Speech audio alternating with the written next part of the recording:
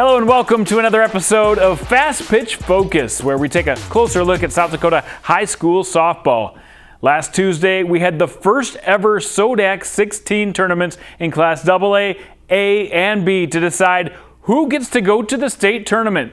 We'll take a look back at Tuesday night and how that all unraveled, and we have a chance to talk to some coaches who earned a spot at the state tournament. Let's start in Class AA. All top-ranked seeds advanced to the state tournament, but there was definitely some drama in the SoDak 16. Number 7 seed Brandon Valley took out the number 10 seed Watertown just 1-0. The game was scoreless going into the 6th inning when Jordan Gabbert singled in the only run of the game. She also pitched the shutout in the win. The number 5 seed Washington eked out a close one against Mitchell. The last time these two teams played, Washington won 21-3. This time, Warriors got by the Colonels just 2-0, a big improvement for Mitchell, but it is Washington going to the state tournament. The number 3 seed Brookings, they got a shutout against Sturgis, and they punched their ticket to state. And I had a chance to talk to their head coach, Emma Hardin, about the Bobcats' season so far. Losses are always, you don't want to lose, but I think that those losses were good ones for us. They kind of showed us what we needed to work on and then helped us take our game to that next level, which was exciting for us. Knowing how each of our players, how they play and how they work together, our infield and outfield kind of working together, working behind Gracie and our other two pitchers as well. And just kind of trusting each other, knowing that they will get the job done, and then relying on our bats as well, that we will score runs and the game's not over till it's over. And so I think that's been something that has carried us. They're not afraid to ask me, hey coach, what can I do to improve my swing? What can I do to get on the field more? What can I do to help the team? Things like that. And so I think that has been really, really exciting for me. And that's more of the college mindset that I feel like I got more when I went to college and played at SDSU. But I think that these girls have that. And so that's really exciting. I think that they have a good pitcher. So it'll be really important for us to make adjustments quickly. And we talked about that in the last time we played O'Gorman. We didn't make adjustments as quickly as we probably could have.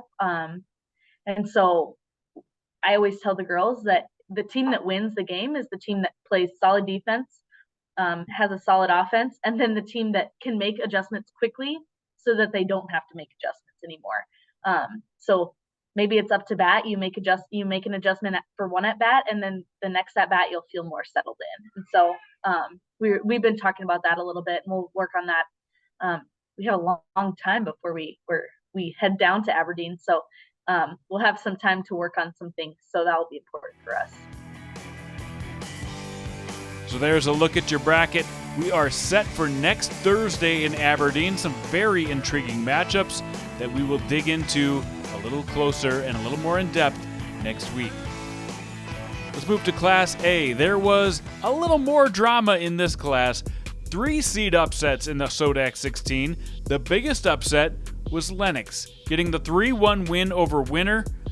Winter had the tying run at the plate in the bottom of the 7th, but the O's, led by 5 hitters hitting over 400, got it done, and Allison Oltmans was in the circle and held Winter to that 1 run as Lennox advances. The number 7 seed Vermilion took on the number 10 seed Beersford, and in this one, it was a seed upset, but a very even game as these two teams went at it. Beersford put together a 4-run 3rd inning, punctuated by this Ivy Kaiser's RBI hit. They took the lead, and they went on to win the game 7-3. 3 hits in that game for Brianna Dan, and she also pitched in that complete game for the victory. The 8-9 matchup, it was Elk Point Jefferson and Wagner, and it was the road team, Elk Point Jefferson, who came out with a commanding win, 14-1. They exploded for 9 runs in the first 2 innings, and they put it away as Danica Torres went the distance with 11 strikeouts in 5 innings of work. EPJ has now won 7 of their last 8 games. Here's a look at that state tournament bracket that we'll get into more next week. Del Rapids, they come in as the top seed despite losing to West Central in the regular season. The way the seed points work, they got more wins against teams with great records, so it helped their seed point boost up to number 1. West Central comes in at 2. Dakota Valley, they got the most games in that anybody did in Class A. They come in at number 3. And then Madison and T-Area are the 4-5 seeds. They played earlier in the regular season. Madison got the win. We'll see what happens on their matchup on Thursday next week. Time to move to Class B now, the SoDak 16 action. This bracket, they had the top 3 seeds get byes. Alcester-Hudson, Arlington, and Castlewood got to take the night off. It was the 4, 5, and 6 seeds who got wins and punched their ticket to state. And we had a seed upset in the 7-10 matchup where Hanson got the win against Coleman Egan. And then Vibert, the number 9 seed, defeated Freeman Marion Freedman Academy 13-6 to get into the state tournament field. I got to catch up with the head coach of the number 2 Arlington Cardinals, Dede Schmidt. We talked about their season so far and their expectations in the playoffs. The season has been going very well. We have a talented group of girls. They're very fun and exciting to watch. Overall, we're 14 and 4. Well, we come each day ready to improve, to get better. We really focus on the fundamentals of softball. We really go back to looking the ball in every time. We do short hops and just repetition of ground balls, pop flies. We also have a wonderful coaching staff that takes notes during all of our games, all of our practices, where that we are lacking something, and we just feed off of that.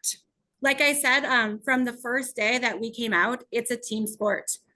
We do everything as a team. So every time that we come into a huddle, I say we do this together.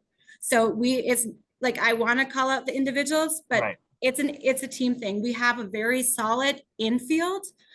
We are led by a very good pitcher. We have a very solid catcher. Our corners are quick.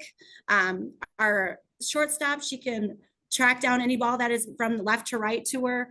And our outfield is very fast getting to a ball that has gone past them. It was a close call on some of them. There were some very tight games last night when I was keeping up with the scores. We are very excited and nervous to play at the state level. Just like anybody else, this is new to us.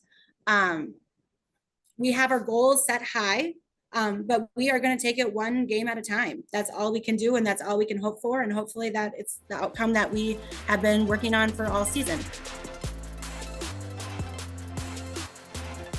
Next week, we'll take a closer look at those first round matchups at state, and I can't wait to get to Aberdeen next week to cover those games for you.